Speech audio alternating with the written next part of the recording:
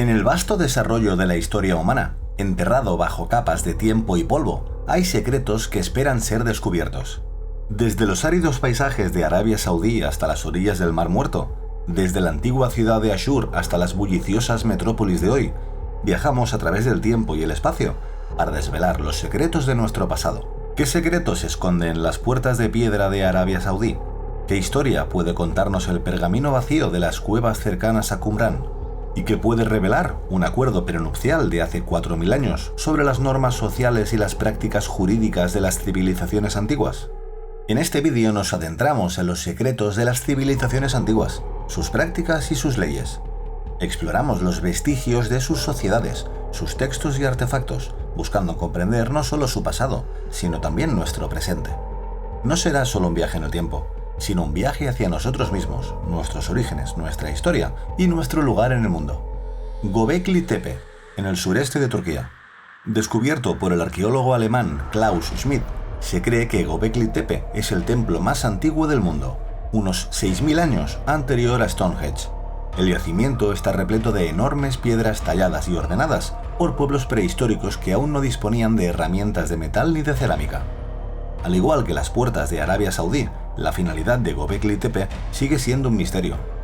¿Podrían ser estas estructuras una prueba temprana de la peregrinación histórica? ¿O se construyeron con una finalidad totalmente distinta que aún no hemos descubierto? Estas preguntas solo nos recuerdan la inmensidad de la historia humana y los secretos que aún guarda. Nuevos pergaminos de una cueva del Mar Muerto. En 2017 se hizo un notable descubrimiento en los áridos paisajes cercanos al Mar Muerto. Cerca de Qumrán, en Cisjordania, los arqueólogos descubrieron una cueva que una vez albergó los famosos rollos del Mar Muerto. Dentro de la cueva encontraron un contenedor de pergaminos vacío, un pergamino vacío, restos de jarras, tela y una correa de cuero. Los investigadores creen que estos objetos se utilizaron para encuadernar, envolver y almacenar los pergaminos. La mayoría de los pergaminos que se guardaban en la cueva probablemente fueron saqueados hace décadas. Esta cueva es la 12ª de este tipo descubierta cerca de Qumrán, de la que se sabe que contenía los rollos del Mar Muerto. Los arqueólogos siguen buscando en el desierto cercano a Qumrán con la esperanza de encontrar más cuevas y pergaminos.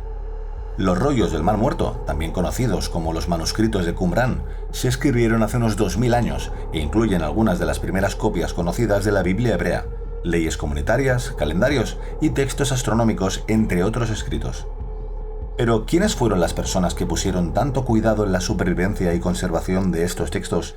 ¿Y qué pueden decirnos sus esfuerzos sobre las sociedades del pasado? Los rollos del Mar Muerto son un importante hallazgo arqueológico que nos brinda la oportunidad de echar una mirada al pasado. Ofrecen información sobre las prácticas religiosas y la vida cotidiana de los habitantes de la región durante el periodo del Segundo Templo de la historia judía. Los pergaminos también contienen las primeras copias conocidas de la Biblia hebrea, lo que los convierte en una fuente de información inestimable, tanto para creyentes como para historiadores. Sin embargo, aún quedan muchos interrogantes.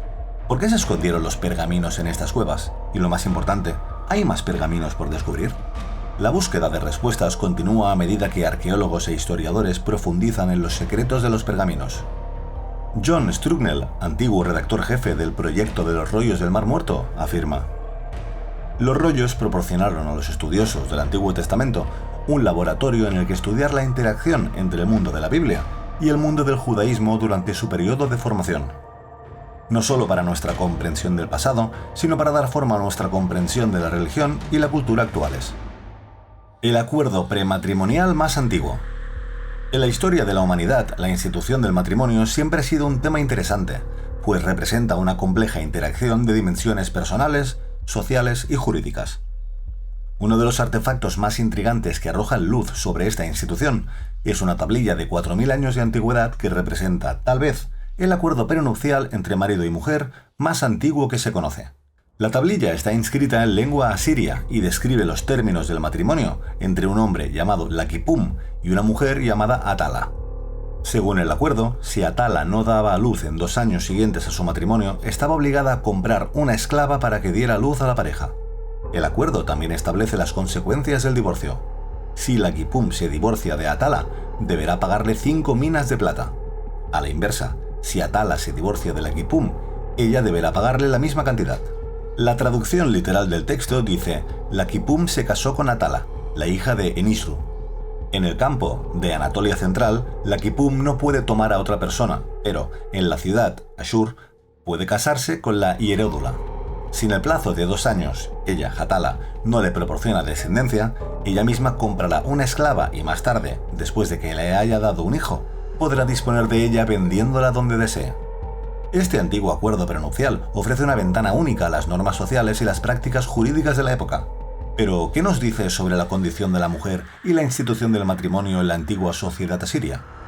¿Cómo han evolucionado estas prácticas a lo largo del tiempo y qué impacto han tenido en el desarrollo de las leyes matrimoniales modernas? Según la Enciclopedia Británica, la regulación de las relaciones matrimoniales en el pasado se basaba en la religión o en el derecho consuetudinario, lo que daba lugar a una variedad de leyes dentro de una unidad territorial. Esto a menudo daba lugar a problemas complejos en el caso de matrimonios tribales, étnicos o religiosos. En el antiguo derecho romano, por ejemplo, el matrimonio se consideraba un contrato civil que podía rescindirse. El derecho canónico de la Iglesia Católica Romana, sin embargo, hace del matrimonio un sacramento y una unión mística de almas y cuerpos que nunca debe disolverse. En cambio, la ley islámica considera el matrimonio como un contrato entre los dos cónyuges para legalizar las relaciones sexuales y la procreación de los hijos, aunque siempre se ve como un don de Dios o un tipo de servicio a Dios.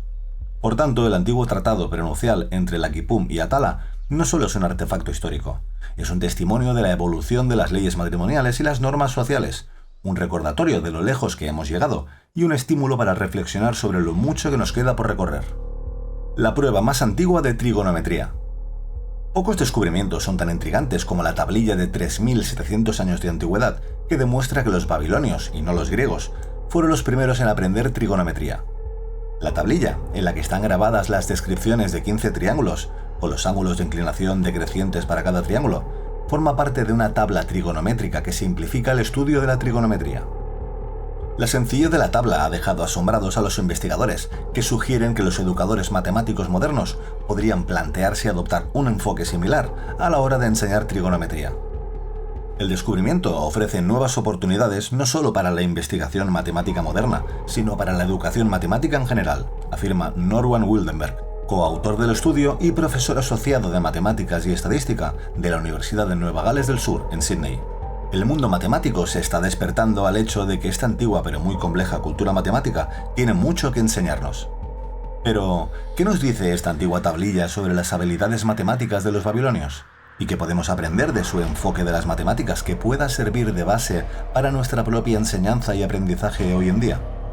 La tablilla, conocida como Plimpton 322, fue descubierta por primera vez en Irak a principios del siglo XX por Edgar Banks, un arqueólogo estadounidense que se cree inspiró al personaje de Indiana Jones. Más tarde, en 1922, fue adquirido por George Arthur Plimpton y desde entonces se conoce como el azulejo Plimpton 322. Investigadores de la Universidad de Nueva Gales del Sur creen que es una de las tablas trigonométricas más antiguas y posiblemente la más precisa del antiguo mundo. Sus hallazgos, publicados en la revista Historia Matemática, la revista oficial de la Comisión Internacional de Historia de las Matemáticas, revelan cómo dataron la antigua tablilla de arcilla y cómo llegaron a sus conclusiones. Pero la historia de Plimpton 322 no trata solo de la historia de las matemáticas, es una historia sobre las personas que crearon esta tablilla, la sociedad en la que vivían y los conocimientos que poseían. Si te ha gustado este vídeo, apóyanos dejando un comentario y suscribiéndote al canal. Gracias por vernos una semana más y nos vemos en el próximo vídeo.